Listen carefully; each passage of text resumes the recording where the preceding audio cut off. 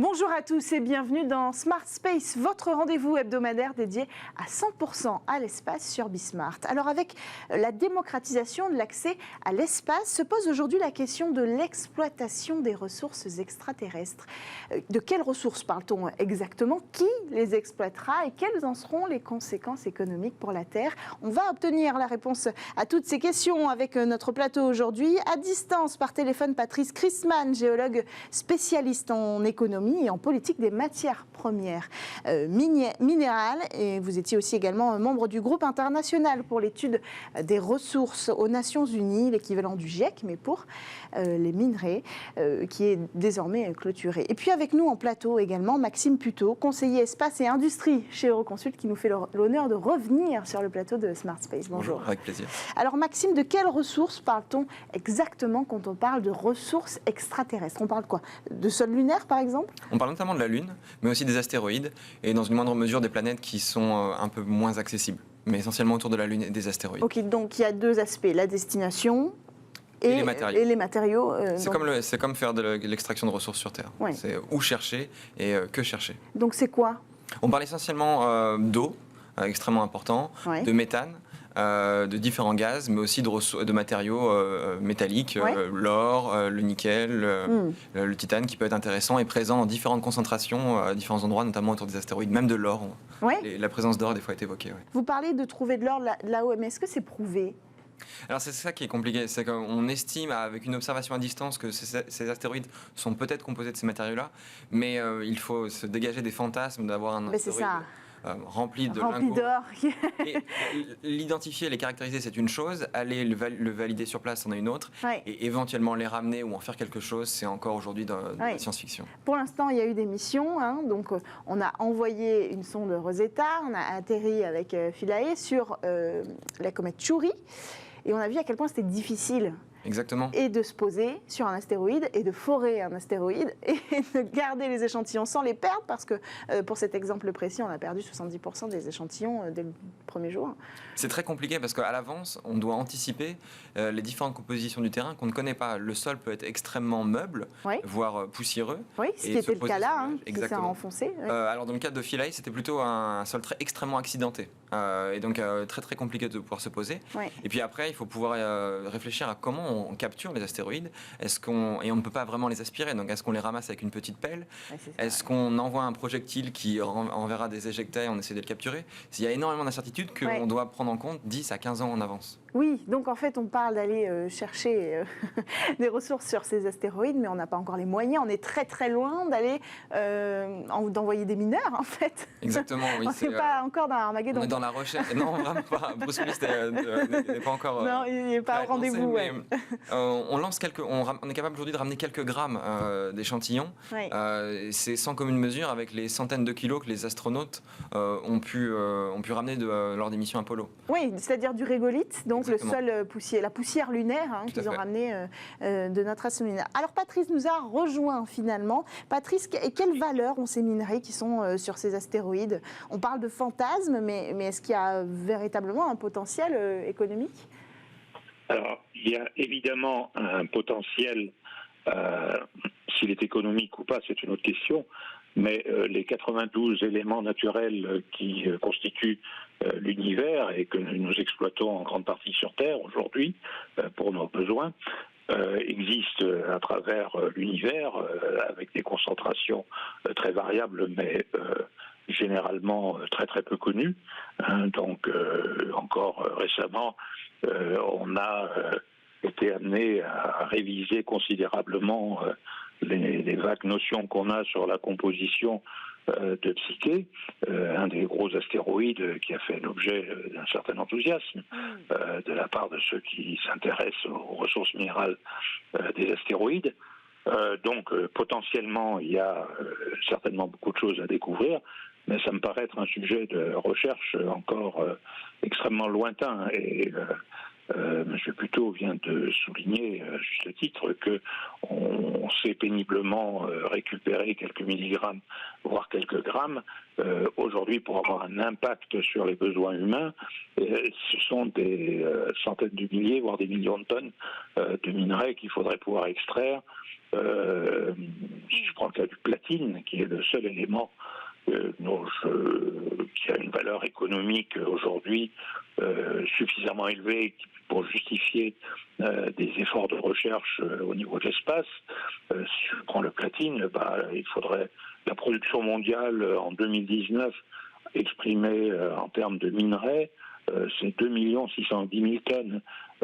Donc, même si on voulait récupérer la moitié de cette production à partir de l'espace, il faudrait être capable de ramener 1 million de tonnes, plus d'1 million de tonnes de minerais, ou traiter ce minerai dans l'espace pour en extraire le platine. Aujourd'hui, on n'a pas le début des technologies nécessaires. Donc, et par ailleurs, il n'y a pas de souci, en tout cas pas pour quelques décennies, sur la disponibilité de platine sur Terre. Donc, il n'y a pas d'intérêt d'aller là-bas, en fait, pour aller chercher ce matériau. Il y a pas d'en ramener.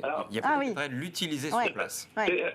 Alors, il y a deux notions. Il y a une notion, le ramener, ça me paraît aujourd'hui un sujet de recherche très très lointain. Je n'avais pas dit qu'il ne fallait pas faire de la recherche, mais c'est quelque chose de très long terme, probablement au-delà même de ce siècle. Par contre, il y a une autre notion importante à regarder, c'est se servir de ressources disponibles dans l'espace pour ensuite aller plus loin dans l'espace. Oui. Mais avec tout le problème, personne n'a aujourd'hui les technologies pour exploiter toutes les spéculations qu'on peut lire.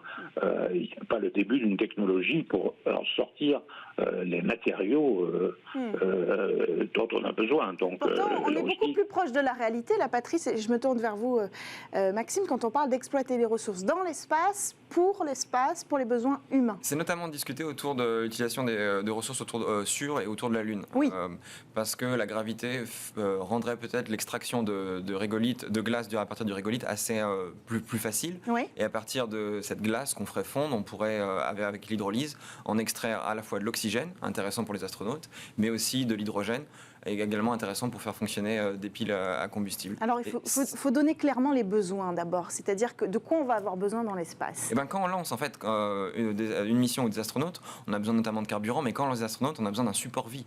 Oui. On a besoin d'oxygène, on a besoin de nourriture, on a besoin de les protéger, notamment en radiation. Avec de l'eau. Et aujourd'hui, on est contraint en fait par les lanceurs et on est obligé, et c'est toujours vrai depuis les missions Apollo jusqu'à aujourd'hui, quand on lancera des astronautes sur la Lune, on est obligé d'emporter à l'aller le carburant nécessaire pour le retour.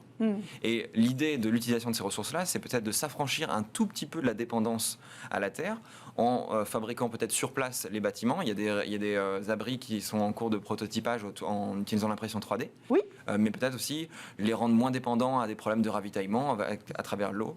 Mais on est vraiment là encore, même sur le retour sur la Lune dans quelques années, la priorité des Américains est tellement d'aller vite qu'ils envisagent d'amener tout sur place. Oui, en fait, ce serait une station de ravitaillement. Ça pourrait être on parle de la Lune comme ça, en fait. Exactement, et fabriquer même du carburant qui pourrait être mis autour de la Lune, dans des stations-service, et du coup lancer des satellites à vide, et ensuite ravitailler pour aller peut-être même plus loin quand on parle d'aller sur Mars. Mais alors, est-ce que c'est à ce moment-là que les acteurs privés peuvent faire leur entrée ? Je ne parle pas forcément des acteurs du New Space, on sait qu'ils sont déjà là. SpaceX est déjà là, en train de travailler sur ces sujets-là. Moi, je parle des acteurs industriels qui découvrent l'intérêt d'aller dans l'espace pour traiter de ces matières premières. L'intérêt, il n'existera que s'il y a une demande. Et aujourd'hui, la demande, les personnes qui vont autour ou sur la Lune, ça reste quand même les agences spatiales. Donc, l'intérêt des industriels existera s'il y a une demande qui est matérialisée. Et on voit un peu des embryons. La NASA, aujourd'hui, a externalisé le dépôt de charges utiles robotiques sur la Lune, à privé, et a même mis en place des défis pour aller déjà capturer ou ramasser du régolithe sans en faire rien d'autre. Mais déjà, valorise cette recherche-là, cette capture-là, pour essayer de stimuler un petit peu la technologie. Oui. Patrice, ces acteurs privés, ils pourraient donc être intéressés par toutes ces ressources, parce qu'on a parlé de ces astéroïdes. Quoi qu'on en dise, ça fait rêver et ça intéresse quelqu'un qui a besoin de créer un nouveau marché. Alors, je souscris à ce que dit Maxime.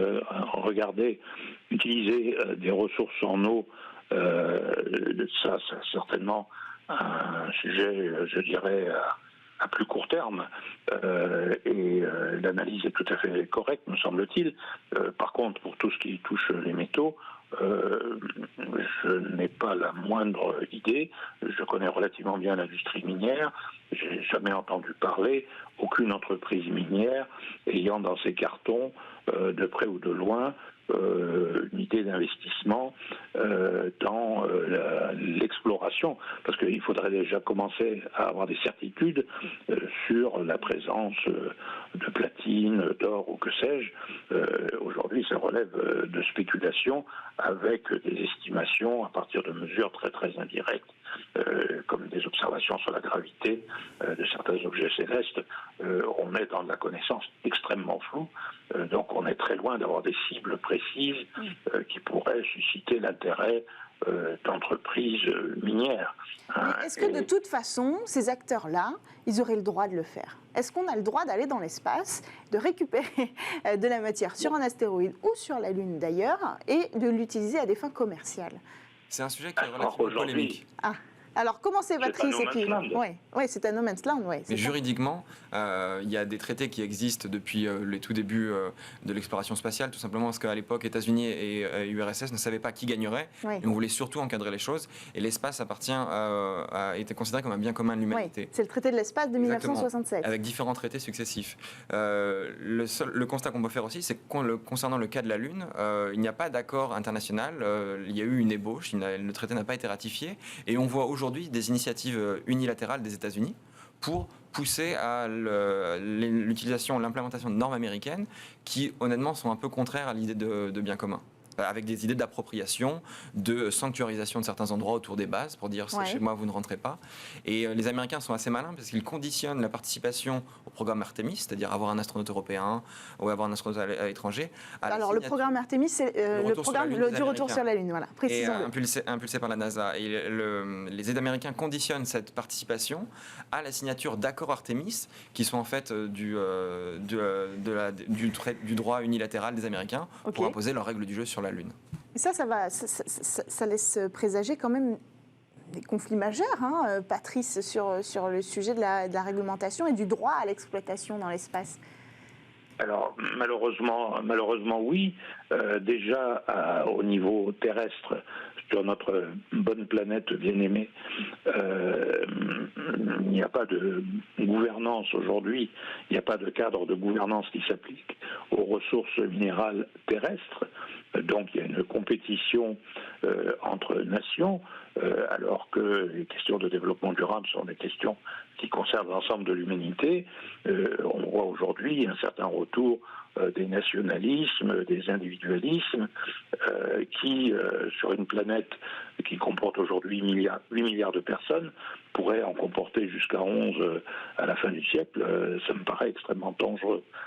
Donc on a déjà beaucoup de mal à développer des régulations sur la planète Terre. Ça ne sera pas plus facile, je pense, dans l'espace. Quel modèle on pourrait reproduire? Est-ce qu'on pourrait imaginer reproduire dans l'espace ou sur la Lune? Pour l'instant, ce sont les territoires qui nous sont les plus accessibles, l'espace proche autour de la Terre et la Lune. Une législation qui ressemblerait, une régulation qui ressemblerait aux eaux internationales, par exemple. La chose la plus élaborée dont nous disposions sur Terre, c'est la Convention des Nations Unies pour le droit sur la mer, qui vise à réglementer et à fournir un cadre de gestion des zones maritimes internationales, donc hors espace économique des différents pays. C'est le cadre le plus avancé qui existe et c'est celui qui pourrait servir d'inspiration pour l'espace si les États acceptaient de s'engager dans la voie du développement d'une réglementation applicable à l'espace. Il y a beaucoup de sujets. Par exemple, qui peut assurer la sécurité d'un titre minier sur tel ou tel astéroïde. Bon, c'est une question fondamentale. Je vais laisser réagir Maxime là-dessus avant qu'on termine, parce que j'aimerais bien avoir votre avis aussi sur la question.